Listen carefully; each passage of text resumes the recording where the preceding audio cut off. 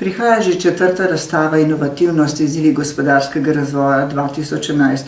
23. maja 2011 bomo na gospodarskem razstavišču gostili inovatorje osrednje slovenske regije, ki so se prijavili na letošnji razpis in bodo prevzeli tudi zaslužene nagrade za najboljše inovacije razvite v preteklem letu.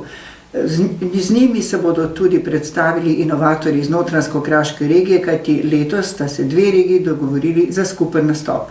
Na prireditvi Inovativnost izzivi gospodarskega razvoja, ki ima letos še prav poseben slogan Znanje je pot v prihodnost, pa bomo gostili tudi strokovnjake iz Izraela na področju nanotehnologije, kajti Mednarodni tehnološki forum, kot mu rečemo takole po domače, bo gostil prav te iz tujine, pa ne samo iz tujine, tudi domači strokovnjaki iz fakultete za elektrotehniko, iz strojne fakultete se bodo predstavili in opozorili na določene novosti, ki so zelo pomembne tudi za prihodnost v proizvodnji in v industriji.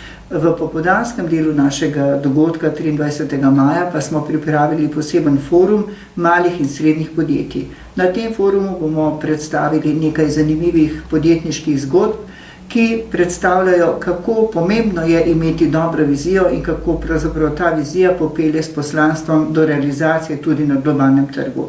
Ob tej poti na globalni trg pa se vsi podjetniki dobro zavedajo, kako pomembno je dobro in spodbudno podjetniško okolje. Kaj manjka v tem podjetniškem okolju, da bi bilo več uspešnih zgodb, da bi bilo več izvoza, da bi naš trg ne bil več mali slovenski trg, ampak da bi postal vsaj evropski. O tem bomo govorili tudi na forumu 23. maja na prireditvi Inovativnost izzivi gospodarskega razvoja. Vaš dan bo dobro investiran, pridite.